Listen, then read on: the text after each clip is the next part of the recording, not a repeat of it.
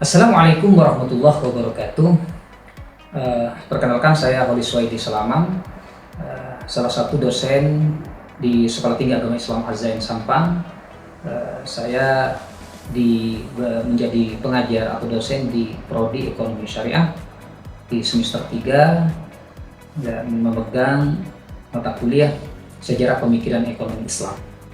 Di pertemuan ketiga pada RPS yang saya berikan kepada mahasiswa, saya berbicara tentang periodisasi sejarah pemikiran ekonomi Islam. Sebelum membahas terlebih rinci terkait masalah konsep ekonomi Islam, tentu mahasiswa harus memahami tentang periode kelahiran ekonomi Islam itu sendiri. Saya membagikan pada 3 pembahasan atau 3 bagian periode kelahiran ekonomi Islam. Pertama adalah periode klasik.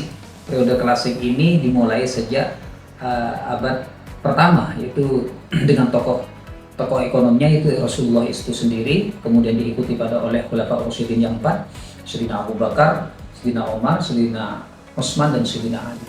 Bahkan fikih-fikih yang ditulis pada abad pertengahan seperti fikihnya Imam Abu Hanifah atau fikihnya Imam Malik, fikihnya Imam Syafi'i, fikihnya Al-Hambali, itu sudah berbicara tentang konsep ekonomi syariah.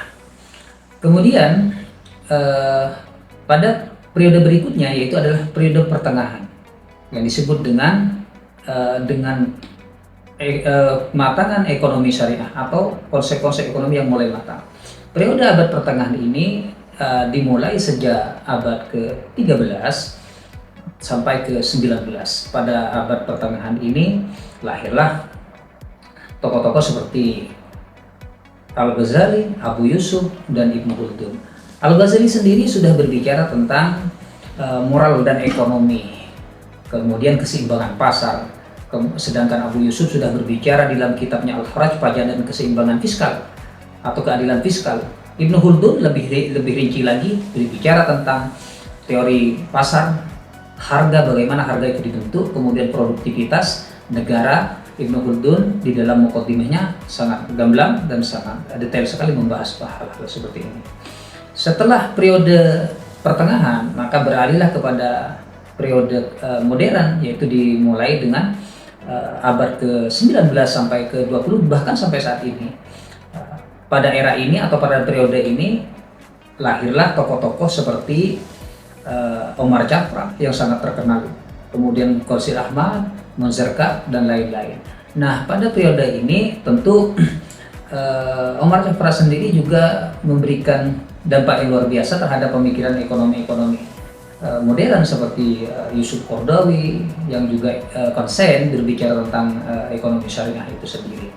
Nah, corak pemikiran atau ciri khas pemikiran pada periode ini yaitu berbicara tentang pendekatan sistematis dan modern. Hal ini tentu sangat logik karena memang pada masa ini sudah dikenal apa yang disebut dengan lembaga keuangan syariah, mulai dari bank, kemudian tentang zakat produktif, sistem keuangan Islam, dan lain-lain. Di sini pada periode ini ciri pemikirannya juga integrasi nilai Islam dengan sistem ekonomi modern, sehingga di sini juga melahirkan komparasi pemikiran atau komparasi ide terkait masalah ekonomi syariah antara kontemporer dengan klasik, dengan cara membawa transformasi pemikiran dari abad pertama sampai abad pertengahan atau abad klasik dan abad pertengahan dan juga abad modern. Sebagai penutup dari pembahasan sejarah pemikiran ekonomi Islam ini, maka tentu kita harus merefleksikan terkait pemikiran ekonomi Islam yang bersifat sangat dinamis.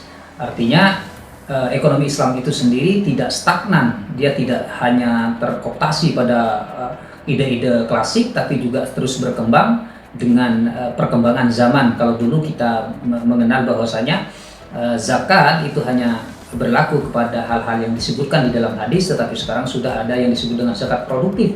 Sehingga ini penting juga harus dipahami oleh mahasiswa dengan cara memahami pemikiran-pemikiran tokoh-tokoh Islam, tokoh-tokoh ekonomi Islam itu juga dia akan memahami bagaimana transformasi, perubahan pemikiran ekonomi Islam itu sendiri mulai dari klasik sehingga abad modern ini. Terima kasih, demikian yang bisa saya sampaikan. Akhiran, wassalamualaikum warahmatullahi wabarakatuh.